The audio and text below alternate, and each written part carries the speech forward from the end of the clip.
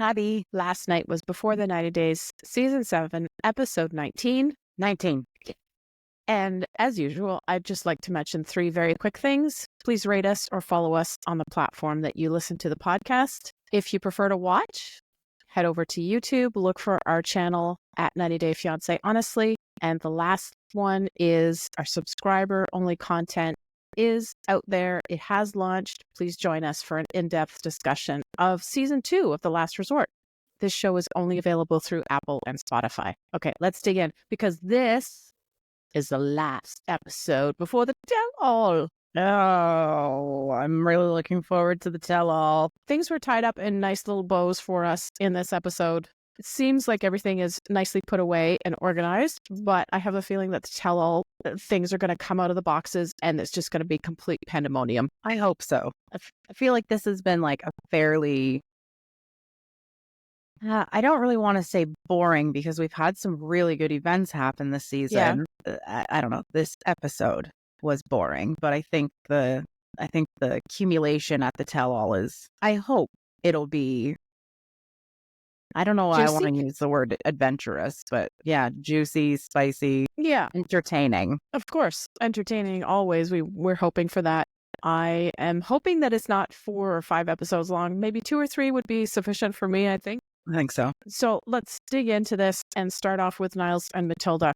We see them on their last day before Niles goes back to the U.S. Niles delivers some very happy news, which is that he has landed the job that he interviewed for before he went to Ghana. So that makes things much simpler for him being able to bring Matilda over to the U.S. Fantastic. Go Niles. Good job.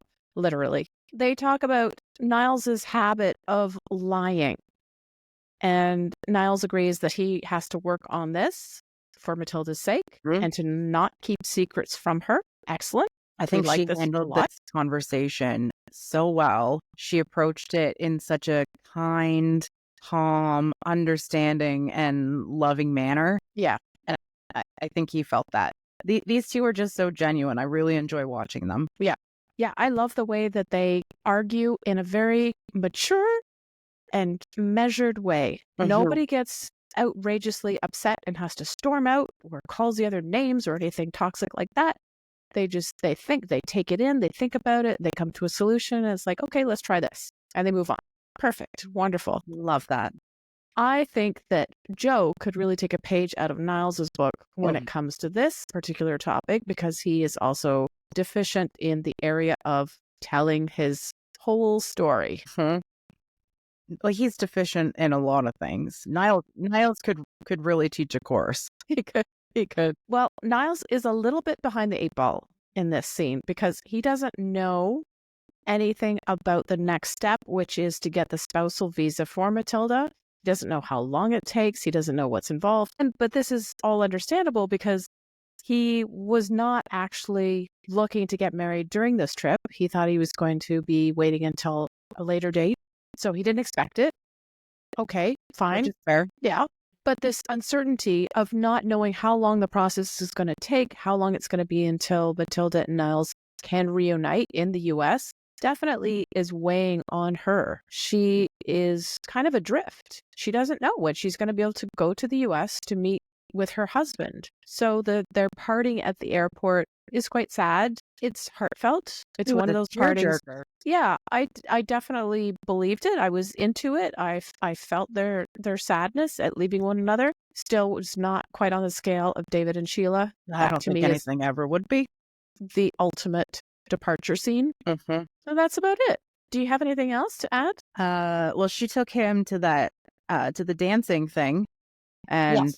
I thought that was quite lovely for her to continue to show him her culture, and I thought it was wonderful that despite his apprehension, anxiety, and lack of inability to dance, he still got up and he still put himself out there, and he even acknowledged, I'm doing this for her. I thought that was just so beautiful. I feel like I've said that so many times about them over the last couple podcasts that we have.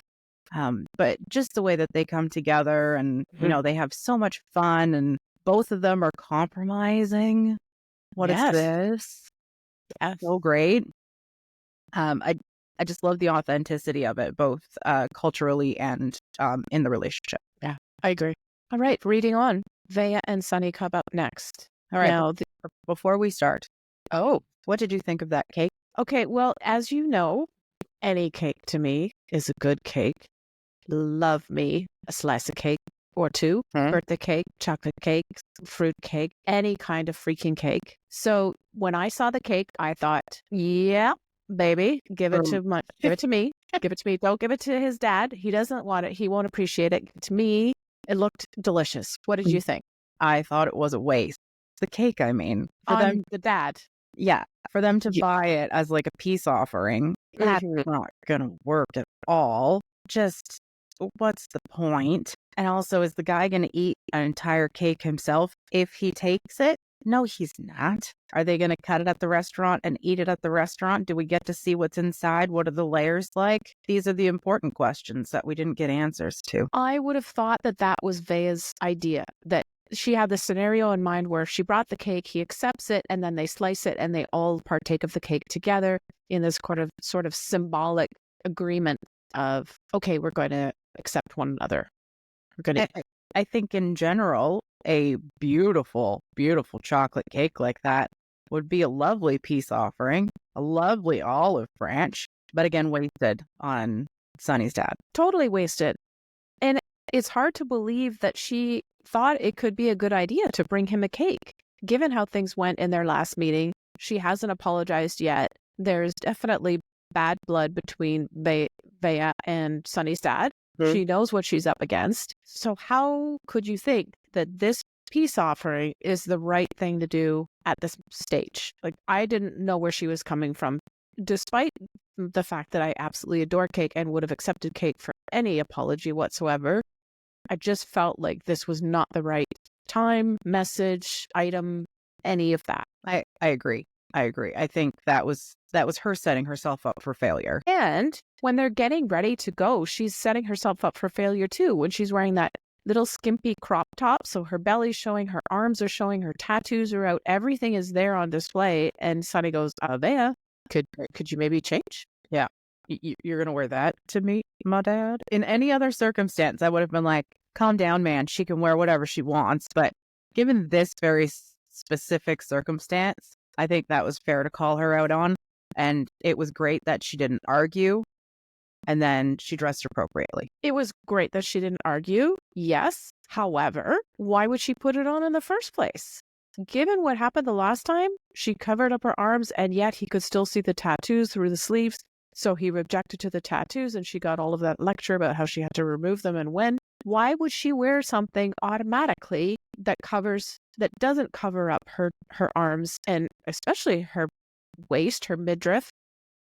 I just thought, okay, she's doing this deliberately because she wants to antagonize Sunny, or the production made her put this different outfit on. Totally inappropriate either way. I agree 100%.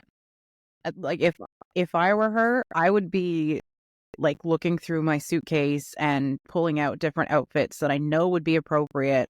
And then I would be trying on each one of the outfits to see which one looked best, which one made me the most comfortable, and also was the most modest. Yeah. And she did none of that. Where was this sweatshirt that she puts on once Sunny tells her to change? Where was this sweatshirt before when she had her last meeting, her previous one? Because it would have allowed her to show up without any hint of tattoos.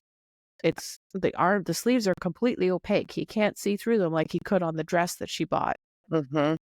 Oh, so the fact that she's deliberately upsetting Sunny's dad, I think, cannot go without noting. I think that's fair. It's a good point. The first time she deliberately had her tattoos on display. The second time she went even more on display. She changes, she acquiesces, she puts on the sweatshirt. Okay, now she is presentable.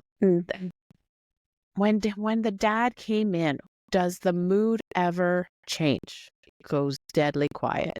He comes in, he looks at them both, he says, "How are you?" to Veah. She doesn't even say it in return. There's no, "I'm fine, how are you? Thank you for asking," or anything. Nothing. Just, it's so awkward. It's so tense. He's not impressed by anything, let alone the beautiful cake. And I think the look on Vea's face at this moment says it all, because she is scared out of her mind. She's terrified. And so is Sunny. She gives her apology, but this really took me for a loop. Her apology is too late. There was some kind of deadline that was unspoken that I was not aware of, and clearly she wasn't either. So, whoops, it's too late. Love these arbitrary deadlines that people don't communicate.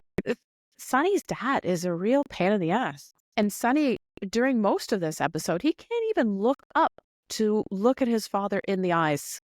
He's constantly looking down. He just is so petrified of his own dad. I think he's also ashamed. He feels a lot of guilt.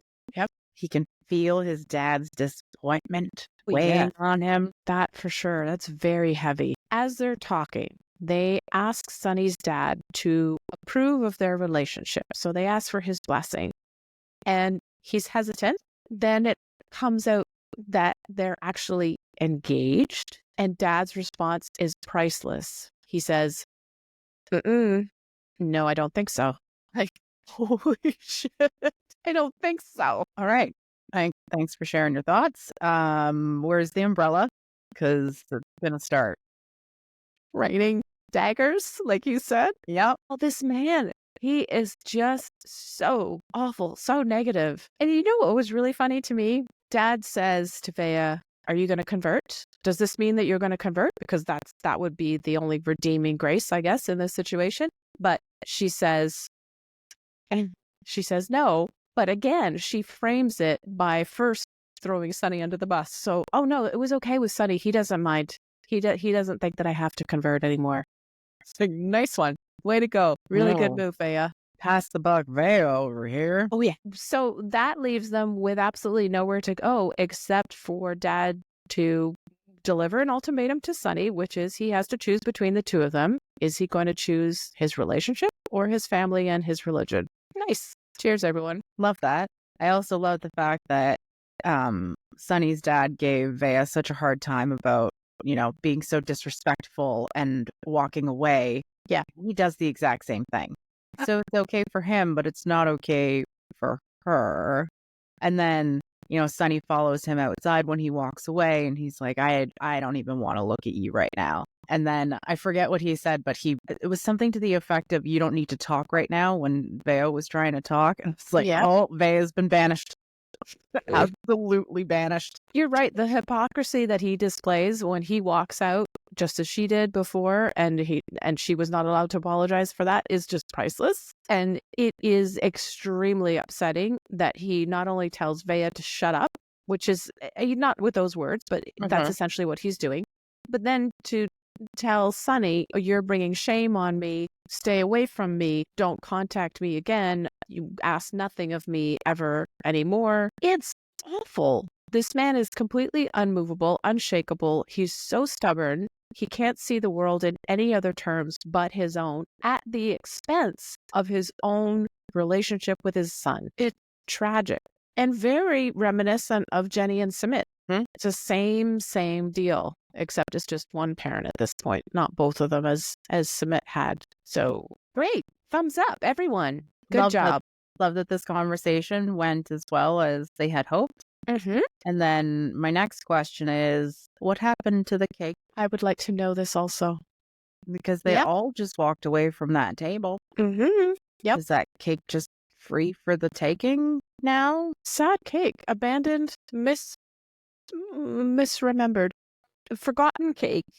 It's a tragedy of its own, but okay, we have to stick with the fact that Sunny has just been basically disowned by his parent, and this is fairly serious stuff. Is he going to eventually come around?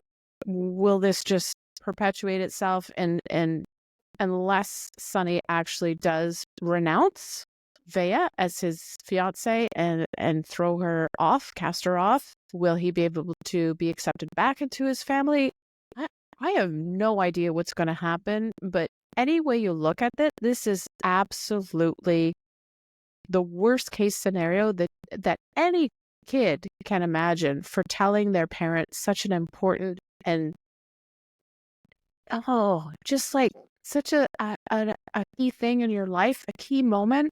when you decide to get engaged, when you choose somebody, when you spend so many years getting to know them, even if it is online, which, okay, I'm going to take that with a grain of salt, but they have invested so much in each other, and you're not even going to give them a little bit of time, say, hey, you know what, I need to think about this, or I'm not sure I'm on board at this point, but let me get to know you better. None of that. Nope. Just don't contact me again. Go away. Shut up. Leave me alone. At least he's firm in his beliefs. You know, there's no wavering there. So his response should have been predictable. All right. Well, the next scene that we get with these two is their departure scene at the airport, which seems to be the common theme for most of the couples on today's episode.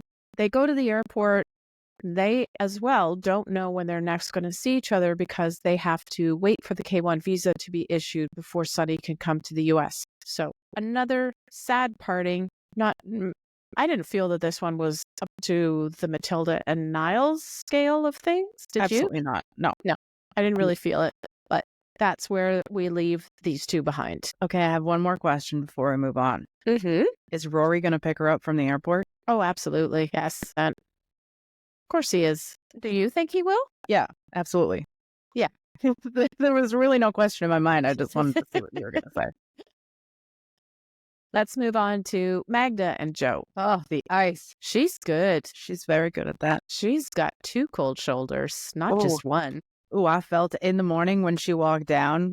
Yeah. And Joe said good morning, and she just like walked right past him and said she was going to take the dog for a walk. I was like, ooh, I got to chill. She is still hung up on this thing about Joe's friend Jill, him not having told her about Jill. So she takes a little bit of space and time to herself with her dog. Okay, that's good. Then when she comes back, it's time to sit down and talk about it. I could see this coming from a mile away. I thought to myself, Joe is going to appease her. He's going to abase himself, and he's going to offer some kind of present to win her back. Oh, God. But before she came back, though, in his interview, he said that he hates that he hid that information from her. And I had to laugh because that was an actual calculated lie that he told her. It was actually like several lies and lies by omission, but he hates that he did that because now he has to experience the fallout of it. You knew this was going to happen. It struck me in this episode how severe their age gap is. Now, I know it's only, what is it? 11 years? 11 years. Yeah. So it's only 11 years. But she is only 23. Mm-hmm. And I can't imagine being 23 and thinking seriously about getting married. And having kids immediately. Yeah. And he is 34. And he's not nearly as mature as she is, even though she is only 23 and she's not really all that mature. That is the thing that really struck me the most watching this segment. Because he is not taking any of this seriously. She is struggling to deal with it, as you do when you're inexperienced and young. And it just felt kind of flimsy and fake and stupid. His apology is good. It's a decent apology, I felt. He does say sorry. He expresses what he's sorry for. And she, in return, is quite firm. She's still sticking to her guns. Like, you did wrong, and I'm not going to accept this. And I felt like, is she attempting to back him into a corner where he has to prove his commitment to her by doing something as outrageous as proposing? I think so. I think she's trying to manipulate the situation so she gets what she wants because he got what he wanted. I think that was also part of the reason why she did sleep with him. Yes. You know, now that we've slept together, you can't leave. Mm-hmm. But she said, you will propose to me. Yeah. She says a couple of things. One of the things she says is that Joe is allowed to have contact with Jill over the phone. Only. She doesn't specify whether or not he can have contact with her in person, but she does say it's okay over the phone. I'm sure he's going to stretch that one as far as he can and probably have in-person contact with Jill and say, oh, well, you didn't say I couldn't. Well, our phones are on the table, so technically it is over the phone. And then she gives him one final chance. This is the last one. The last time that Joe is allowed to lie or keep a secret from Magda. Okay, fair enough. If you want to give him a final chance, that's fine. This is the point where he comes out with his gift, which was totally anticipated. Could see that one coming a mile away. And this time it's a necklace. Okay. Whatever. It matches your nails. She's going to have so many presents during the course of their relationship because he's going to have to ask for forgiveness so many times. The next scene is them hiking in the mountains. Let's go for a walk in the mountains. In the mountains. Okay. I want to say that I'm very glad that they're doing so many outings, or at least filming so many outings in Poland, because I've never seen this side of Poland before. So I think it's really great that we get to see it. Yeah. It's beautiful. It's like Germany and Austria. It's so spectacular. The forests and the mountains with the T and the lakes and just the beautiful sky. It's fantastic. And I was thinking, what was my vision of Poland before? Because it wasn't this. Yeah. I don't know. I don't know what it was, but it wasn't, the picturesque scenery that we've been seeing. No. Yeah, it makes me want to go to Poland to watch this episode, especially when they're hiking along and they come into a field where there's lots of sheep and there's a sheep herder or farmer there. They're talking to him. He gives them some fresh sheep cheese. I'm like, wow, this is awesome. It's so perfect. It's so picturesque. The sheep, the little babas, have some cheese. I would like to have some of that cheese too. And he didn't like it at the beginning. Whatever. He said it was growing on him. But did you notice the way that he was petting the sheep? What was remarkable about that? It was just like the most awkward tips of the fingers. Yeah. Not committing to it. Yeah. It kind of made me feel like he was like the Gino of the situation, just not knowing how to properly pet an animal. Yeah. And just being so awkward about it. But it made me feel very uncomfortable, the way that he touched that sheep. It wasn't inappropriate. It was just awkward. But isn't that Joe? He's awkward with his shoulders up here by his ears. Yeah. Yeah. All right. So are we going to get a proposal in the mountains? No. Very happy for that. I had half a mind that perhaps he was going to propose at the airport, but I think he just wanted to get on that flight as quickly as humanly possible, so he didn't have to. I half thought he was going to propose in the mountains because it was such a beautiful spot. It was the ideal spot to be proposed to, I thought. But he doesn't do it. Although, when they talk about it and Magda makes it clear that she's waiting, she's hoping that it's going to come very, very soon so that she has this proof positive that Joe is there, committed to their serious relationship. He finally admits to her, yes, I am planning to propose to you in the near future. That is coming up. But first you have to come to the U.S. to meet my family, and then it's going to... Okay. All right. Okay, great. Oh, and then the next day, did you track this? He's called her Magdalena. So he can pronounce his G's. He just chooses not to. Yeah. And then after that, it's just Magda. Then he's talking about, or she's talking about her job. She says she can't stay long in Poland without a job.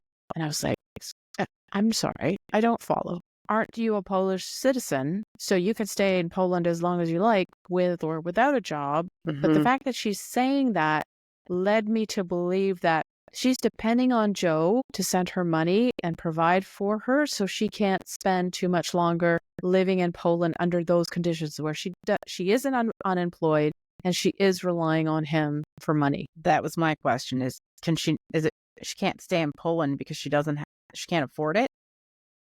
And so my notes reflect exactly what you just said about relying on him. And then way to put pressure on everyone else other than yourself. Because she could just get another job.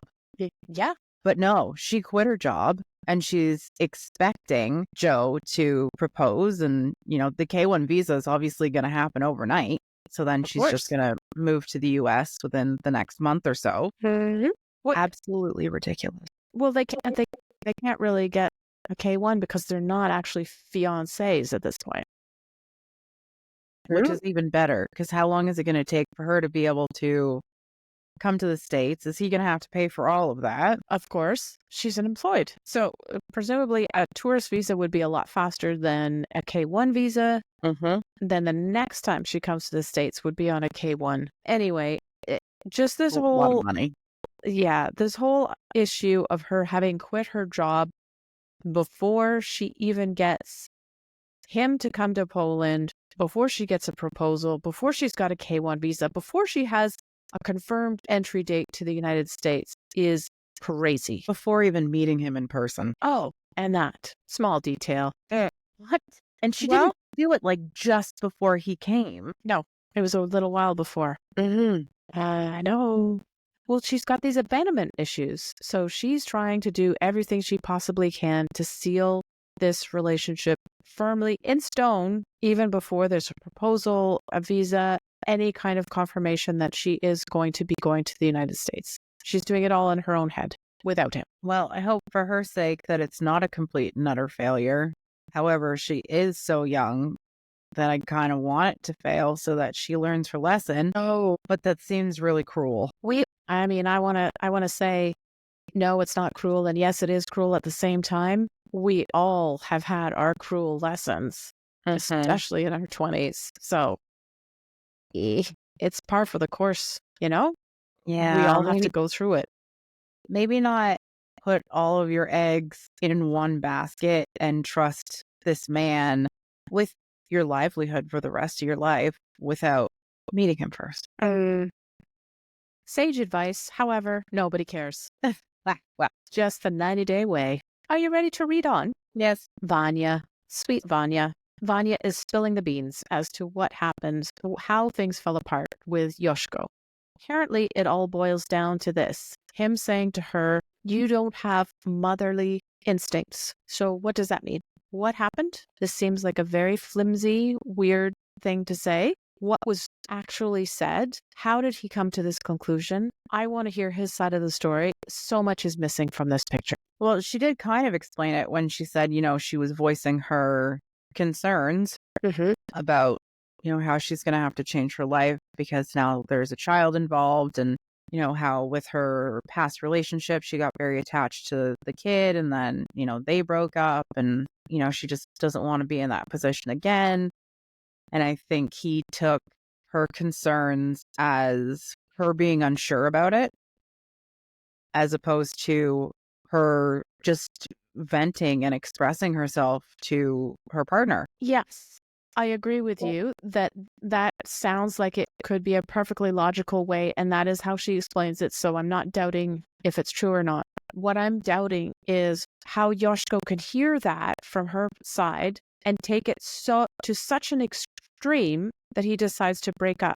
So was there something else that she said or how she acted that she did that gave him a more clear signal that she's not ready to be a mom figure to his son? Or was that his way out of the relationship because something else happened back at home with another relationship?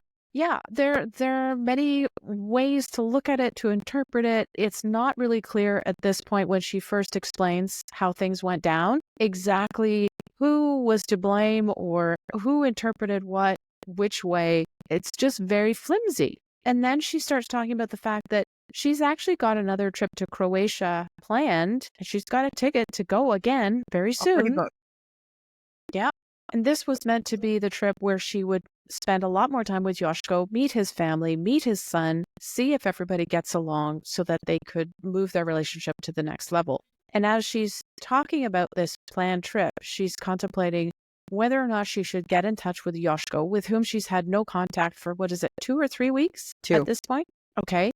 Should she get in touch with him to see if she can salvage the trip, if she should still go, if he wants to see her, if she should cancel the trip? And after a little bit, he texts her back and says, okay, let's talk about this. Let's have a chat, which they do over video. Great. To me, this conversation, though, was both of them being extremely sad. Like, I felt that there was a huge misunderstanding just from the expression on their faces and how they were acting. Now, I'm sure a lot of people will say, well, Josko was so stoic and expressionless. He wasn't really. To me, he wasn't. I felt like he was just totally holding it all back and trying to be as calm and kind as possible without totally losing it.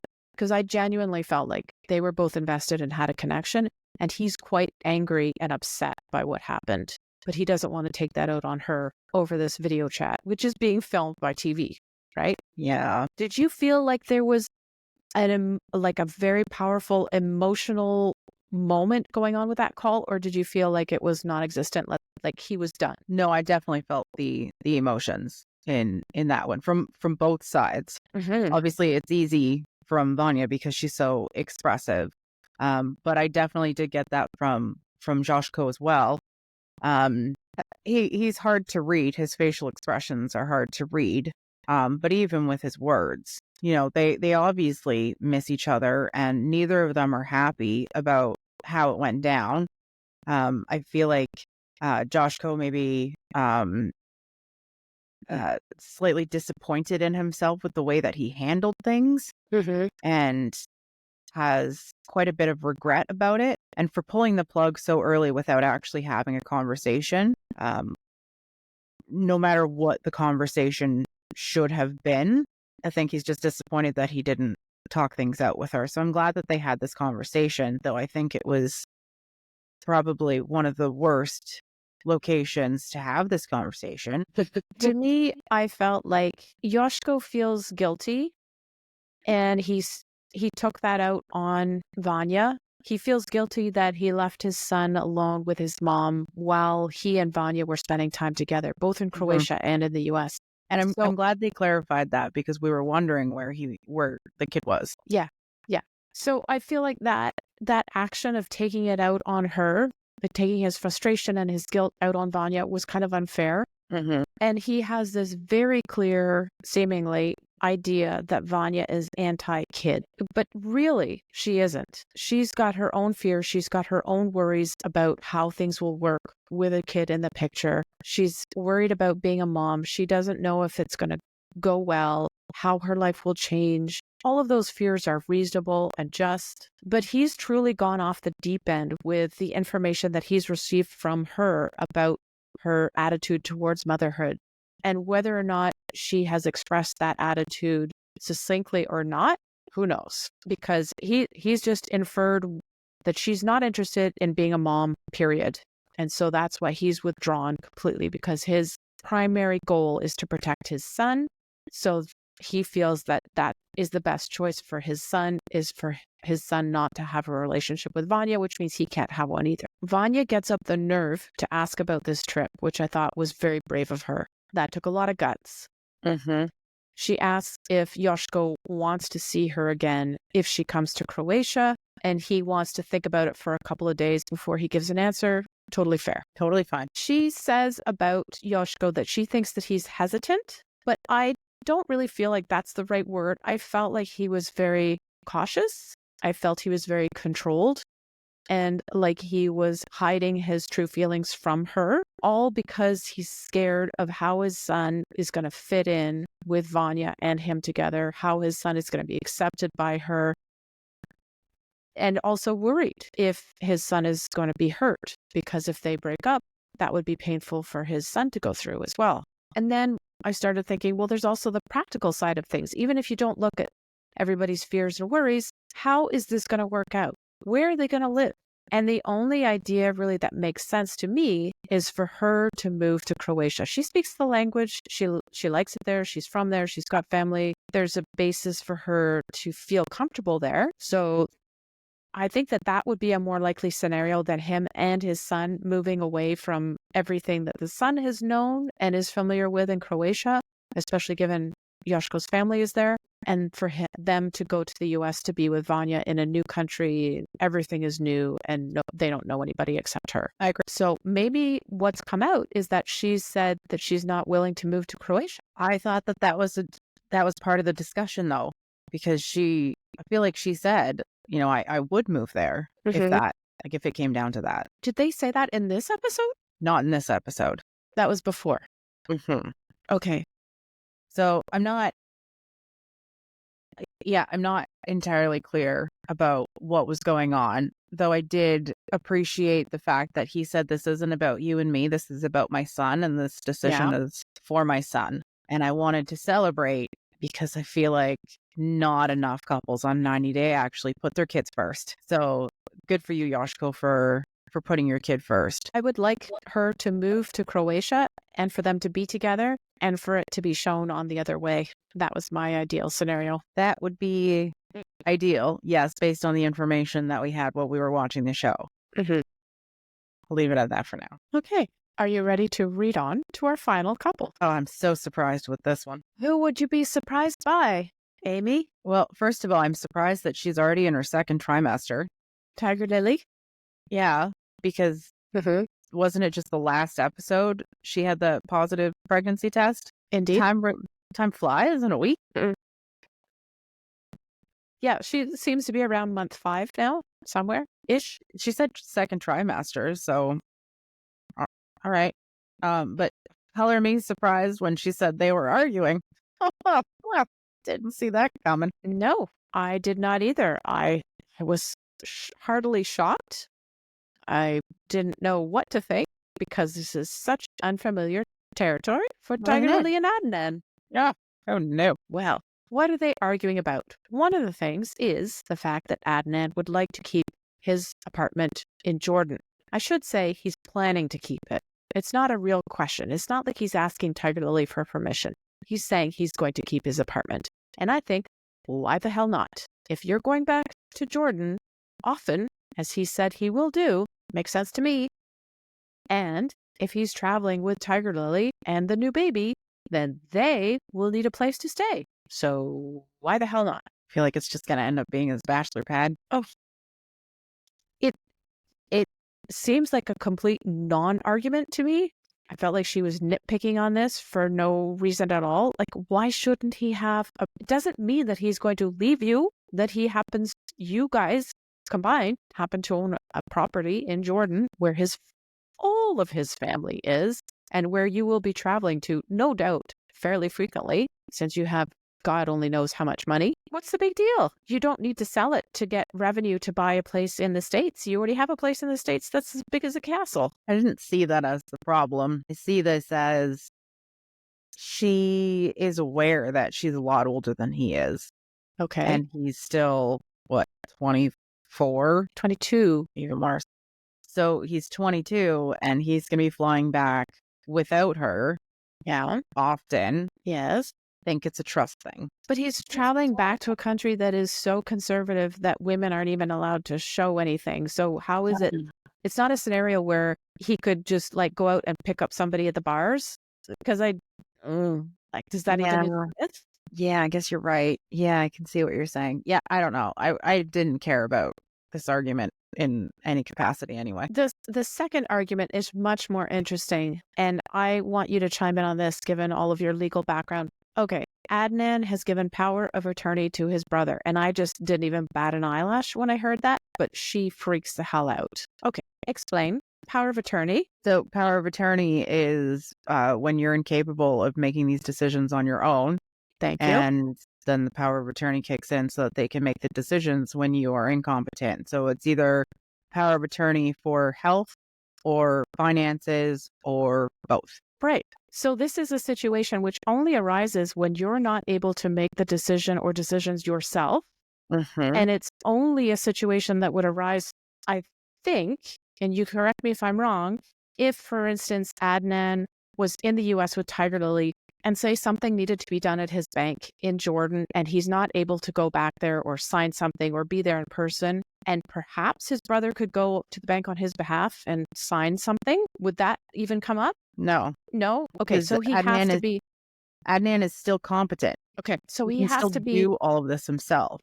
He has to be sick or incompetent in order for the brother to actually be able to benefit from the power of the attorney that is vested to him through this document. Based on my knowledge, which is obviously based on common law, or the Commonwealth countries between the UK and Canada. So I'm not entirely clear as to what the POA means in Jordan.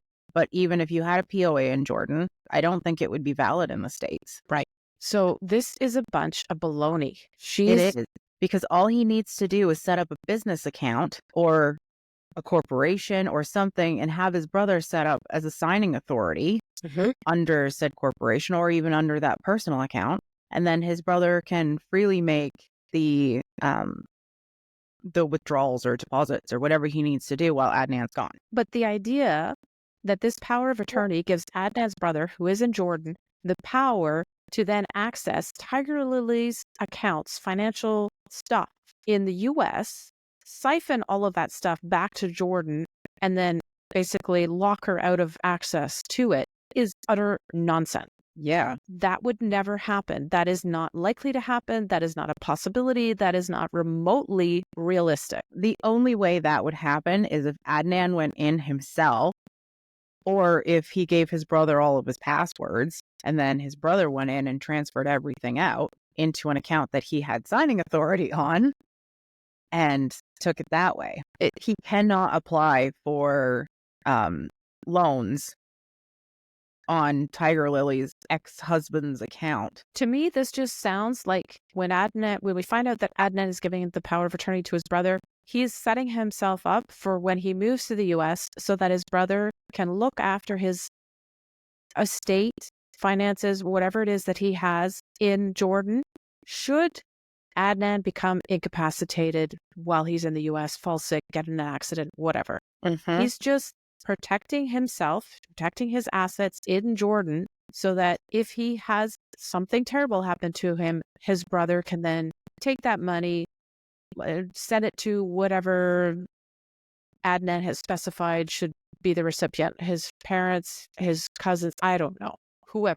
But it has nothing to do with Tigerlily's money estate in the U.S. It definitely does not mean that Adnan has this nefarious plan to take her money, to bring it all back to Jordan and to cut her off from it so that she's left alone and penniless in the U.S. with all of her kids, including one of his. No, I think this is just a storyline because, as I said, the POA only comes into effect when you're incapacitated and can't make these decisions on your own. And, they're married. So in theory, your POA should be your partner and not your brother. So if he's worried about his finances or whatever in Jordan, again, I'm not entirely familiar with the equity and trusts in Jordan, but throw it into a trust. Put your brother as responsible for said trust, and then he can deal with the money while you're gone. This whole POA thing is absolute baloney.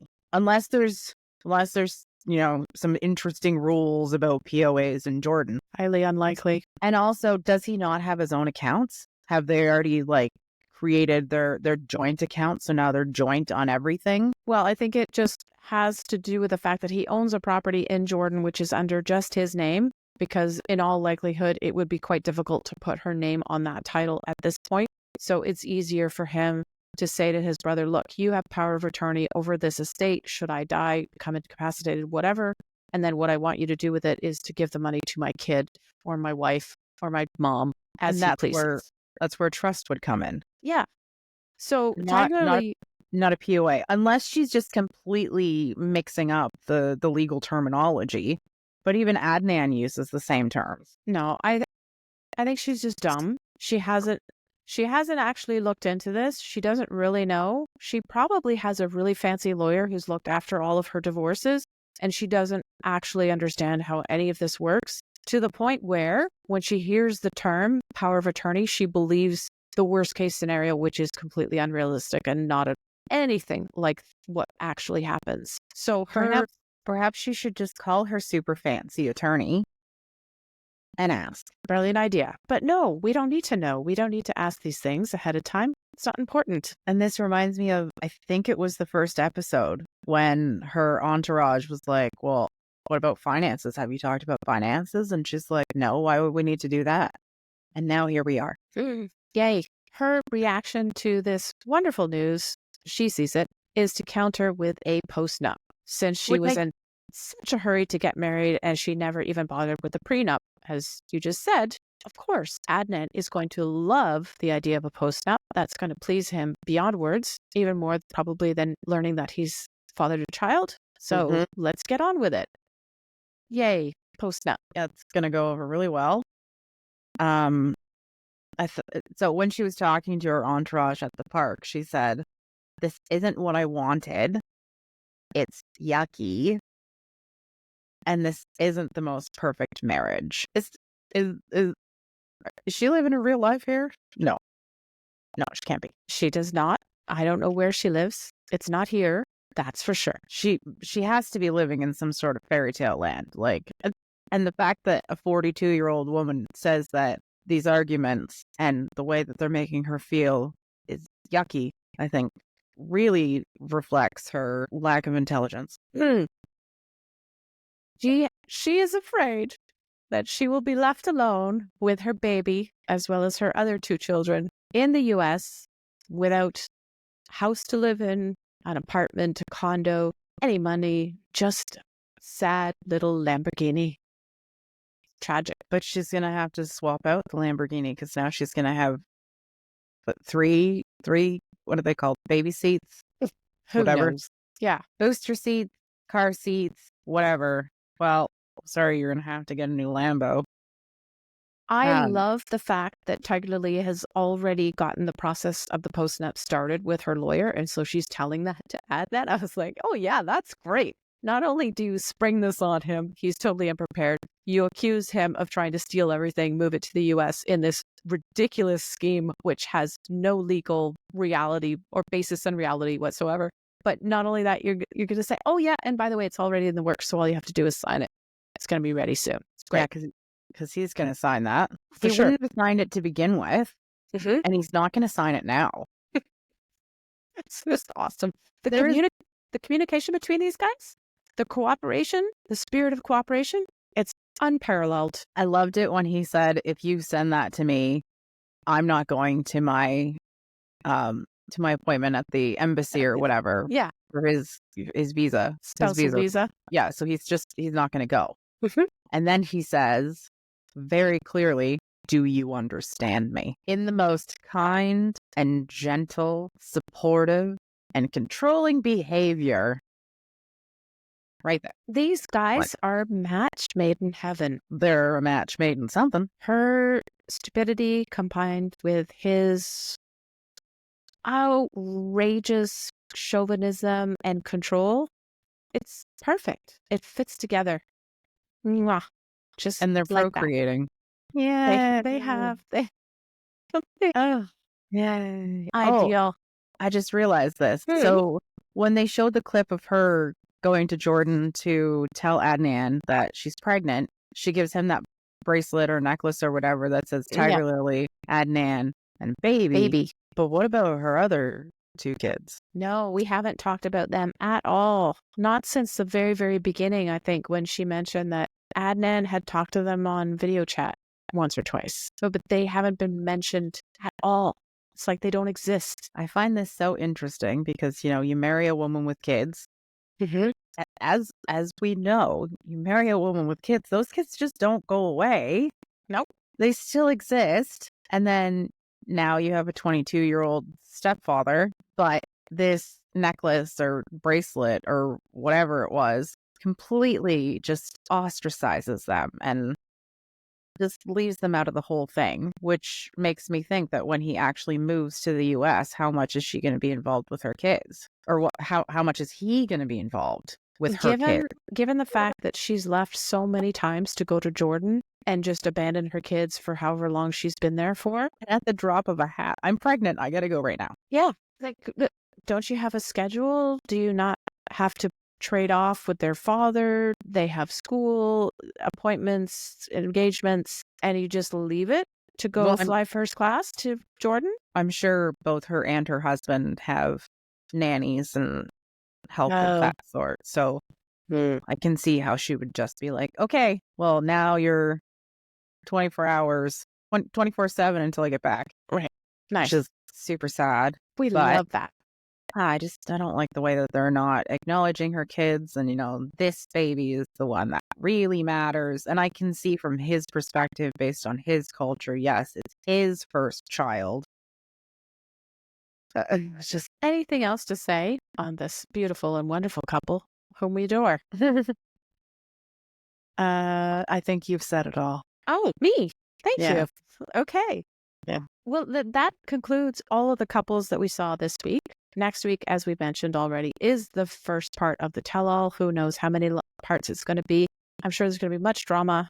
It's going to be great. We will be there to evaluate, not just Sean, but all of the cast members. Thank you for clarifying that, because obviously that's a problem. But I'm placing my non-monetary bets on there being three parts.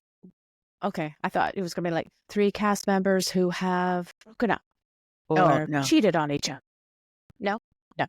I haven't created a bingo card for that. No, okay. I think there's going to be 3 episodes of the tell-all. Okay, well, we'll see. We will find out very shortly. As long as it's not 5. Please. Anything else? Last words. Okay. I got nothing. All right. Again, with the cake. Where's the cake? Give me a piece, please. Before we go, if you're enjoying the 90 Day Fiancé Honestly podcast, please subscribe to or give our show a follow. And if you have an additional moment, please rate us and help other 90 Day fans to find our show. Thanks for listening. Thanks, everyone. See you next week.